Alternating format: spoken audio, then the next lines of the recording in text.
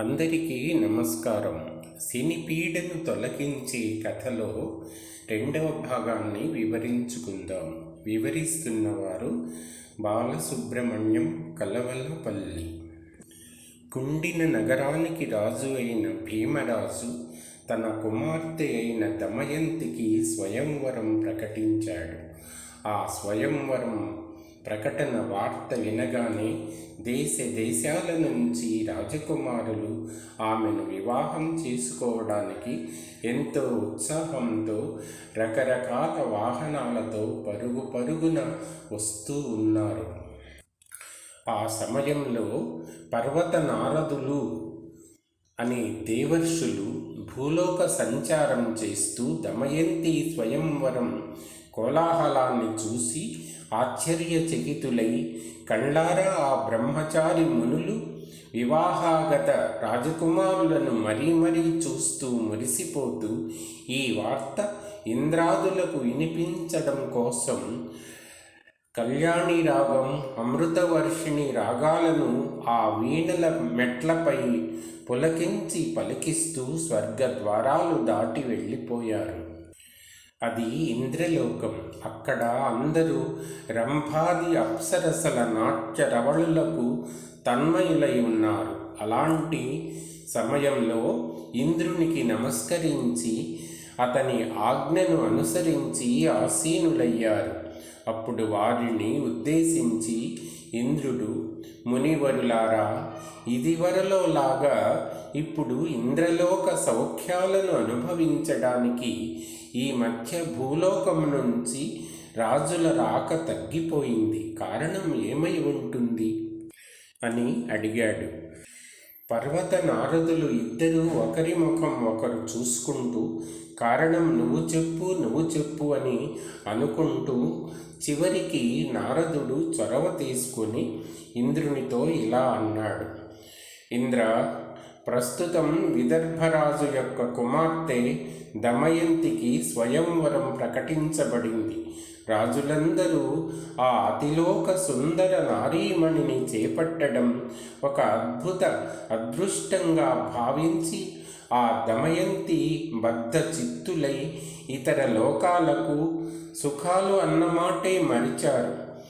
దమయంతి స్వయంవరం అన్నదే నాదం, అదే నినాదం అని చెప్తూ ఉండగా ఇంద్రుడు ఆ ఇద్దరు దేవర్షులను వీడ్కొలిపి తాను కూడా ఆ స్వయంవరంలో ఒక అభ్యర్థిగా కాదు, తనతో పాటు యమ, వరుణ, కుబేరులను కూడా వెంటబెట్టుకొని వెడితే బాగుంటుంది, భేషుగ్గా ఉంటుందని ఆలోచించి గబగబా ఆ మిగిలిన దేవతలను కూడా ఆకాశయానం చేస్తూ దమయంతి నివసించి కుండిన నగరం వైపు బయలుదేరారు. దమయంతి స్వయంవరానికి కుండిన నగరానికి వెళుతున్న రాజకుమారులలో నలుడు కూడా మంచి సరదాగా వరుణి వేషం దాల్చి రథారూఢుడై కుండిన నగరం సమీపానికి వచ్చాడు. ఆ సమయంలో ఆకాశం నుంచి క్రిందికి దిగివస్తున్న ఇంద్ర, వరుణ, యమ, కుబేరుల విమానాన్ని నలచక్రవర్తి చూశాడు. ఆశ్చర్యంగా ఆ దేవ విమానం తన ఎదుటనే ఆగింది. దాని నుండి ఇంద్ర, వరుణ, యమ, కుబేరులు నలుగురు వరవేషం ధరించి మనోహరాకారుడై ఉన్న నలచక్రవర్తిని పలకరించారు. ఓ భూపతి, నిన్ను చూస్తూ ఉంటే పరోపకార సమర్థుడవగు రాజుగా తోస్తూ ఉన్నది. నువ్వు మాకు ఒక ఉపకారం చేసి పెట్టాలి అనగా దేవతలతో నలుడు ఇలా అన్నాడు. అయ్యా, మీరు కోరినట్లు సరే, కానీ అసలు మీరు ఎవరు? నేను చేయవలసిన దూతకృత్యం అంటే ఏమిటి అని అంటున్న నలుణ్ణి చూసి, ఓ అదా, అసలు మేం ముందు ఎవరో చెప్తాం. మేం నలుగురం దిశాధిపతులం.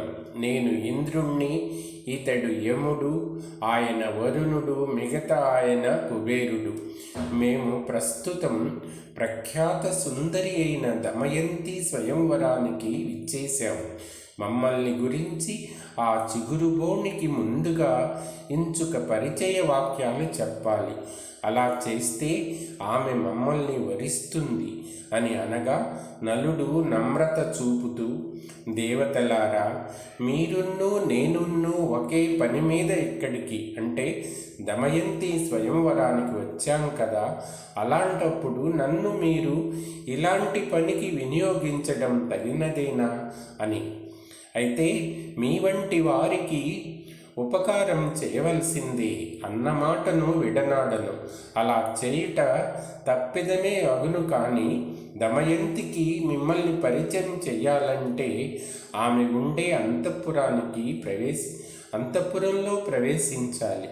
అంతఃపురానికి అంటే పురుషుడను ఎలా పోగలను? ఇది ఎట్లు సంభవం స్వాములారా అని ప్రశ్నించాడు నలుడు దేవతలను. ఆ మాటలు విన్న దేవతలు చిరునవ్వు నవ్వి, ఓయి నిషధేశ్వర, రాజ అంతఃపురం ఆయుధాలు ధరించిన భటులచే రక్షింపబడుగాక. అయినను సుఖంగా నీవు అంతఃపురంలోనికి ఏ ఆటంకం లేకుండా ప్రవేశించగలుగుతావు. మేము నీకు శాంబరీ విద్యను ప్రసాదిస్తాం. దాని ప్రభావం చేత నువ్వు ఇతరులకు కనిపించవు. ఇతరులు నీకు మామూలుగా కనబడతారు. నీకు ఎలాంటి ఆటంకం ఉండదు. ఇది దేవకార్యం. నీకు శుభం కలుగుగాక.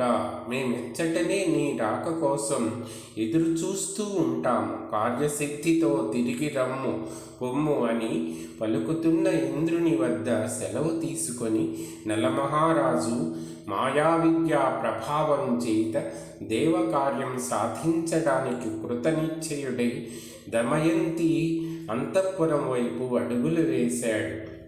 అలా నడుచుకుంటూ ఏదో ఆలోచనతో, యువతుల రాకపోకలతో కళకళలాడుతూ చక్కగా అలంకరించబడి ఉన్న పూల త్రోవలతో గుబాళిస్తూ ఉన్న అంతఃపురంలోనికి వెళ్ళాడు. ఓహో, ఎంతటి సౌందర్యం, అద్భుతం అని ఆశ్చర్యపడుతూ చక్కని అందమైన సఖియలతో సంసేవ్యమానురాలై ఉన్న దమయంతిని వెన్నెల కుప్పలులా, కమ్మని కలువల రాసులలా, నవ్వుల సొబగుల మూర్తిలా అల్లంత దూరంలో కనుల వైభవంగా దర్శించాడు దమయంతిని నలుడు. కొద్దిసేపు అలా చూస్తూ నిశ్చేతనుడై, నిశ్చేష్టుడై, కింకర్తవ్యతా మూఢుడై నిల్చుండిపోయాడు. మూర్ఛపోయిన వాడిలా ఆ నలమహారాజు ఒక్కసారి కనులు నులుముకొని మిలమిలలాడే కనులతో మళ్ళీ ఆ అపురూప సుందరతర దృశ్యాన్ని తిలకించాడు. పలు రకాల చూపులతో ఆమెను ఇంకా ఇంకా చూడాలనిపిస్తూ ఉంటే దృష్టుల్ని నమ్మలేక ఆ దమయంతిని అలాగే చూస్తూ ఉండిపోయాడు. హంస చెప్పి వ్రాసి ఇచ్చిన చిత్తరువు కంటే ఎన్నో రెట్లు కాదు, ఇంకా ఎంతగానో అత్యంత సుందర నవమల్లికా కుసుమ శోభల పంటలా ఉన్న దమయంతిని చూశాడు. తనివి తీరని ఆమెను చూస్తూ ఆమెకై అందమైన దేవతలే, ఆ అగ్రశ్రేణి దేవతలే దివి నుంచి భువికి దిగి వచ్చారంటే ఆశ్చర్యం అయినది. ఆ దమయంతి సౌందర్యం, దేవతా స్త్రీల సౌందర్యాన్ని మించిన సౌందర్య దేవత దమయంతి అనుకుంటూ తన మామూలు పక్కీలో ఆమె విరహ వేదనలో పరవశత్వం పొందాలో మానాలో అర్థం కాక కలవరపడుతున్న మనస్సుతో మెల్లిమెల్లిగా నడుచుకుంటూ నిజ దర్శనంతో నిలిచాడు ఆమె ముందు. 9 చెలులు ఒక్కసారి తమ ఎదుట అకాల జలది కాలంలో కనబడిన హరివిల్లులా దర్శనం ఇస్తున్న నలుణ్ణి చూశారు. చూడగానే శృంగార రస ప్రవాహ తరంగాలలాగా ఉన్న ఆ సఖురాండ్రందరూ లేచి నిలబడి ఆ రాజుకు పేరుతో స్వాగతం పలికారు. అగ్రశ్రేణి సుందరాకారుల పోలికలతో, అంటే మదనుడో వైజయంతుడో అన్నట్లుగా ఉన్న నలమహారాజును ఎదుర్కొని తీసుకువచ్చి చక్కని ఆసనంపై కూర్చుండజేశారు. అతనిని చూస్తున్న దమయంతి మానసిక ఆందోళన ఉత్సాహ ఉద్రేకాలతో ఎలాగో అయిపోతూ కొద్దిగా లజ్జ విడిచి శాంభరి విద్యా ప్రభావం విడిచిన నలుణ్ణి దివ్య శరీరంతో దగదగ మెరుస్తున్న రాజును దమయంతి చెమ్మగిల్లిన కళ్ళతో పరవశమైన చూపులను అతనిపై ఒలికిస్తూ కలకంఠ స్వరంతో మృదూక్తులతో పలకరించింది. ఓ మహారాజా, కట్టుదిట్టమైన కాపలా ఏర్పాట్లతో రక్షింపబడుతూ ఉన్న ఈ అంతఃపురంలోకి మీలాంటి పురుషుడు ఏ కారణంగా వచ్చాడు అని దమయంతి ప్రశ్నించింది. ఓ విదర్భరాజ కన్యారత్నమా, ఇంద్ర యమ వరుణ కుబేరులు నీ స్వయంవరానికి నీ మధురాకృతిని వలచి వచ్చారు. ఆ దారిగా నేను వస్తూ ఉండగా వారు నన్ను ఆపి తమ కోరికను చెప్పి నిన్ను ఒప్పించడానికి దూతగా పంపారు. శాంభరి విద్యా ప్రభావం కారణంగా ఇతరుల కంటపడకుండా స్వేచ్ఛగా ఈ అంతఃపురానికి రాగలిగాను. ఓ దమయంతి, నువ్వు ఆ 4 వేల్పులలో ఒకరిని చేపట్టి వారి ఇష్టానికి పాత్రురాలవై సుఖించు అంటున్న నలుని వైపు చూస్తూ ఇలా అంది ఆ విదర్భ రాజకుమారి.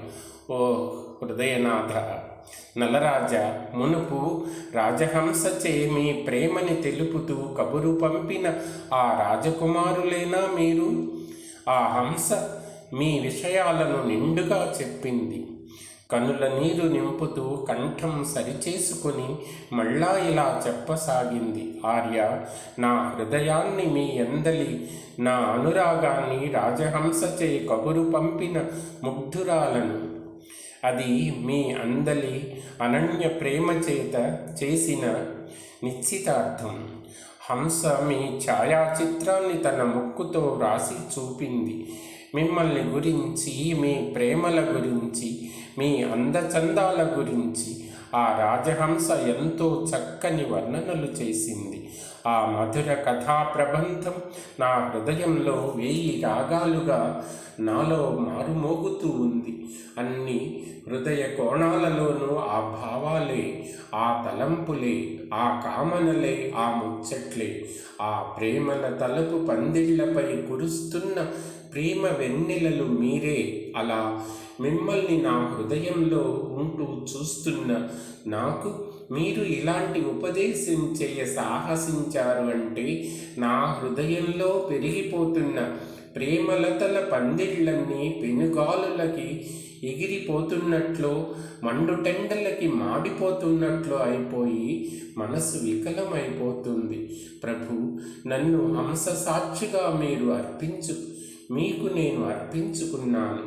మిమ్ము గురించి, మీ అభిప్రాయాల గురించి హంస ఎంతగానో దృఢపరిచింది. ఇప్పుడు అలాంటి మీరు ఎవరో ఇంద్రాదులని చెప్పిన ప్రేమలను చెదరగొట్ట చూడ్డం మీకు ధర్మం అనిపించిందా? మీ మనస్సుకు నచ్చుతుందా? ఇవి ప్రేమికులలో కలగవలసిన తలంపులేనా? ఇక ఇంద్రాదులకు పుట్టిన బుద్ధి ఏమంత విచితమైనది?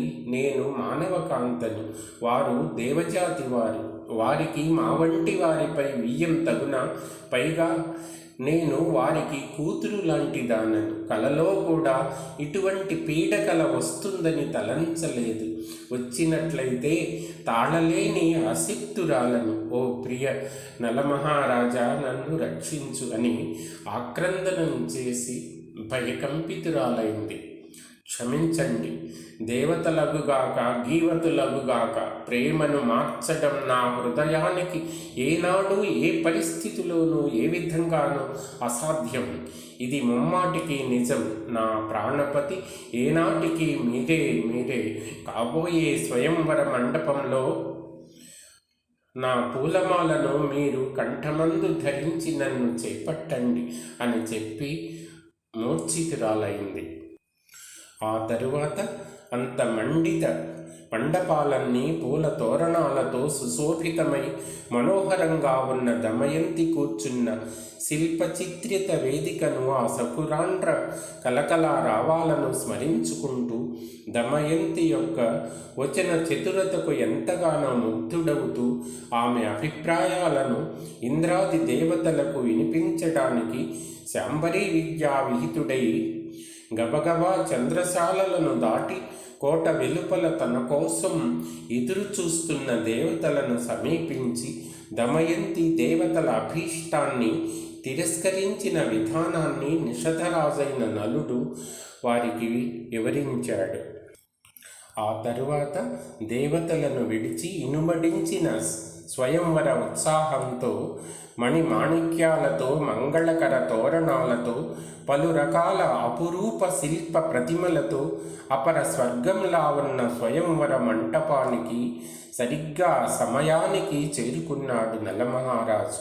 ఆ తరువాత నలుగురు దేవతలు మాడిన ముఖాలతో ఏవో బీరాలు పలుకుతూ, చూస్తాం మీ స్వయంవరం ఎలా జరుగుతుందో, రండి మనం నలుగురం నలుడి వేషాలలో వెళ్ళి అతని పక్కననే ఉన్న ఆసనాలపై కూర్చుందాం. అదిగో స్వయంవర సమారంభం కలకలం వినవస్తుంది అనుకొని ఇంకా సంతోషంతో స్వయంవర సభాస్థలికి నలుని వేషాలు ధరించిన నలుగురు దేవతలు వెళ్ళి నలుని పక్కన ఉన్న శిల్పచిత్ర మనోహర ఆసనాల మీద ఆసీనులయ్యారు.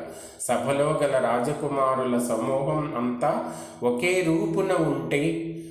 రూపున అంటే నలుని ఆకారాలు గల దేవతలను చూసి వింత దృశ్యంగా భావించి అందరూ చూస్తుండిపోయారు.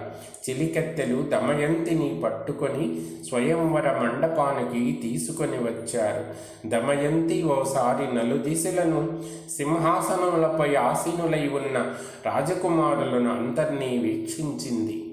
తండ్రి అయిన విదర్భాధిపతి పర్యవేక్షిస్తూ ఉండగా ఆ రాజకుమారులను పరికిస్తూ నలుడు ఉన్న వైపు దృష్టులను సారించింది. అక్కడ 5 నలులని ఏకాకారులుగా ఉన్న మూర్తులను దర్శించింది. అచ్చట ఉన్న రాజవరులందరూ ఆమెను కనులారా తిలకిస్తున్నారు. అలాంటి అతిలోక సుందరికి భర్త అయ్యే రాజకుమారుడు ఎవ్వరై ఉంటారా అని తత్తరపాటుతో ఆవేశ మనస్సులతో ఉన్నారు. ఇక దమయంతి ఏకపరీక్షగా నలవేషధారుల వైపు చూస్తూ ఏ ఉపాయంతో అసలు మనోహర నలుని తెలుసుకోగలదానను అని దుఃఖ కలుష కంఠధ్వనితో దేవతలను ప్రార్థించింది. ఓ సురవరులారా, దమయంతి మనస్సులో నేను నలుడిని ప్రాణపతిగా భావిస్తున్నాను. నా యందు దయచూపుతూ మీ సహజ రూపాలను ధరించి నా నలుని నాకు కనిపింపచేయండి. అనిమిషులారా, మిమ్మల్ని మరీ ప్రార్థిస్తున్నాను అని చింతిస్తూ ఉండగా అనిమిషలోచనులు అశ్వేద గాత్రులు భూమిని స్పృశింపక నిలిచారు.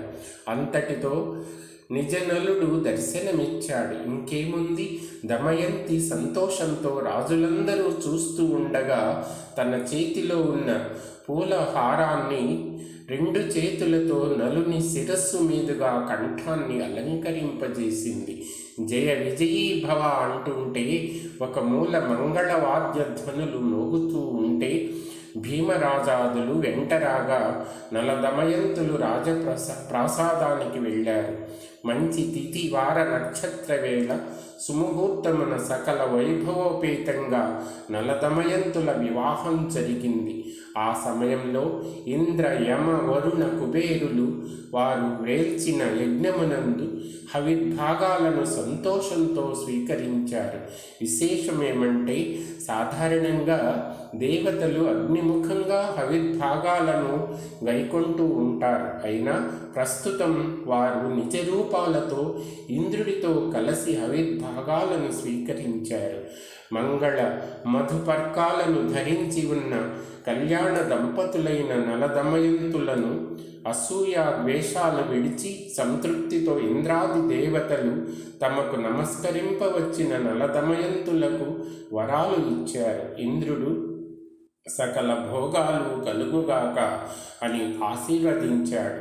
యముడు నల సార్వభౌమ సర్వదా నీ మనస్సు ధర్మపరాయణమై ఉండుగాక అని దీవించాడు. వరుణుడు కావలసిన వేళ ఏ సాధనం లేకుండానే జలం ఉద్భవిల్లుతుంది అని ఆశీస్సులిచ్చి కుబేరుడు కూడా దీవించిన తరువాత తమ స్థానాలకు వెళ్ళిపోయారు.